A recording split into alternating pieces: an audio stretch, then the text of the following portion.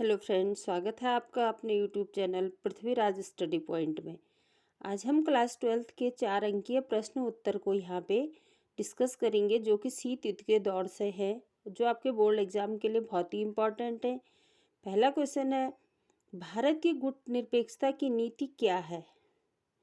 भारत की गुटनिरपेक्षता की नीति का आशय है कि शांति स्थापना के लिए सक्रिय रूप से प्रयत्न किया जाए तथा जहां तक संभव हो सके शांति को सुदृढ़ आधार प्रदान किया जाए। शीत युद्ध के दौरान भारत की अमेरिका व सोवियत संघ के प्रति विदेशी नीति दोनों गुटों में शामिल न होने की रही है।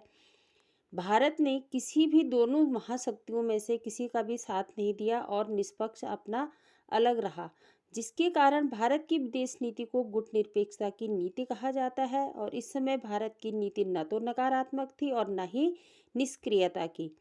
पंडित जवाहरलाल नेहरू ने विश्व को बताया था कि गुटनिरपेक्षता कोई पलायन की नीति नहीं है। इसके विपरीत भारत ने दोनों गुटों के बीच मौजूदा मतभेदों को कम करने के प्रयास किए। इस तरह भारत ने इन दोनों देशों के बीच मतभेदों को पूर्ण युद्ध का रूप लेने से रोका। भारत के राजनयिकों ने हमेशा शीत युद्ध के दौरान इन प्रतिद्वंदियों के बीच संवाद कायम करने में महत्वपूर्ण भूमिका निभाई है।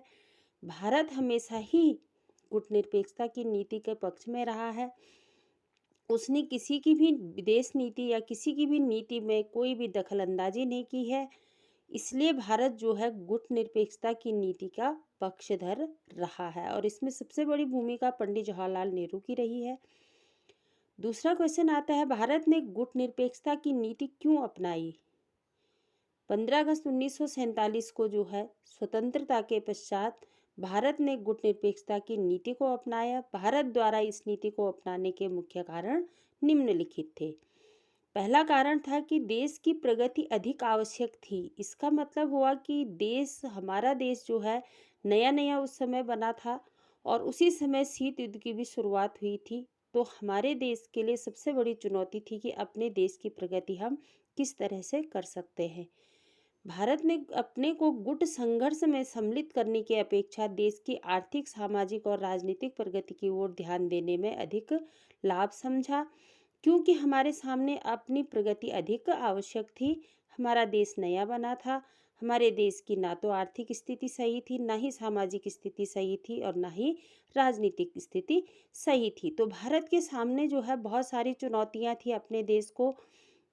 अपने देश के विकास के लिए बहुत ज़्यादा चुनौतियां भारत के सामने थी। दूसरा है राष्ट्रीय एकता। सरकार द्वारा किसी भी एक गुट के साथ मिलने से जहाँ की जनता में भी विभाजनकारी प्रवृत्ति उत्पन्न होने का भय था और उससे राष्ट्रीय एकता को धक्का लगता।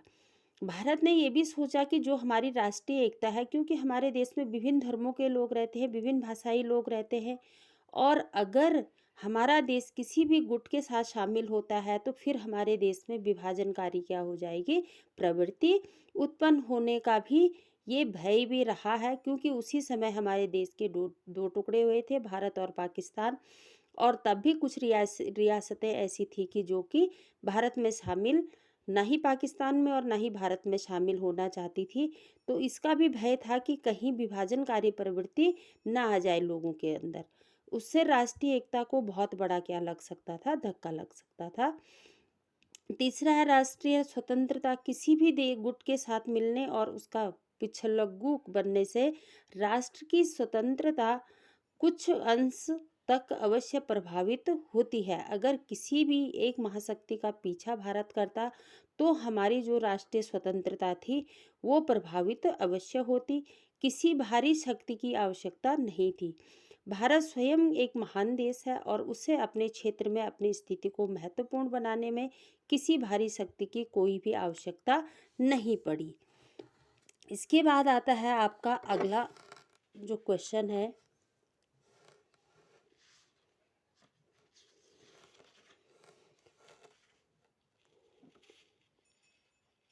महाशक्तियों को छोटे देशों के साथ सैनिक गुट बनाने की आवश्यकता क्यों पड़ी? कोई 4 कारण लिखिए। क्यों जो महाशक्तियां थी वो छोटे देशों के साथ सैनिक गुट बनाने की आवश्यकता को जरूरी समझते थे? कोई 4 कारण इसके बताने हैं। तो छोटे देश निम्न कारणों से महाशक्तियों के बड़े काम के थे। महत्वपूर्ण संसाधनों जैसे तेल और खनिज भू क्षेत्र, ताकि यहाँ से महाशक्तियाँ अपने हथियार और सेना का संचालन कर सके। इसकी प्राप्ति के लिए जो है छोटे देश जो है महाशक्तियों के लिए काम के थे। क्यूबा बहुत बड़ा उदाहरण इसका है कि अमेरिका के नज़दीक होते हुए भी सोवियत संघ से उसका लगाव रहा है, क्योंकि सोवियत संघ उसको इस तरीके की कई सहायता करता था जिससे कि उसका ज़्यादा जुड़ाव सोवियत संघ से ही रहा है। दूसरा, सैनिक ठिकाने जहाँ से महाशक्तियाँ एक दूसरे की जासूसी कर सके, इसको स्थापित करना। जैसे जो महाशक्तियाँ होती हैं थी दोनों, अमेरिका और सोवियत संघ, तो ये क्या करते थे, वहाँ अपने सैनिक ठिकाने बनाते थे। क्यूबा बहुत बड़ा उदाहरण है, मैं पहले भी बता चुकी हूँ कि क्यूबा जो है बहुत बड़ा उदाहरण है कि वहाँ अमेरिका के नज़दीक होने के कारण सोवियत संघ ने सोचा कि यहाँ से हम अमेरिका की जासूसी अच्छे से कर सकते हैं। वो अपने सैनिक ठिकाने वहाँ बनाया उन्होंने। तीसरा, आपका आर्थिक सहायता, जिससे गठबंधन में शामिल बहुत से छोटे छोटे देश सैन्य खर्च वहन में मददगार हो सकते थे, उसको प्राप्त करना। कि जो छोटे छोटे देश होते हैं वो क्या होते हैं, सैन्य खर्च वहन करने में मददगार होते हैं और इसमें जो है उनको आर्थिक सहायता दी जाती है। विचारधारा के कारण भी ये देश महत्वपूर्ण थे। गुटों में शामिल होने की निष्ठा से यह संकेत मिलता था कि महाशक्तियाँ विचारों का पारस्परिक युद्ध भी जीत रही है।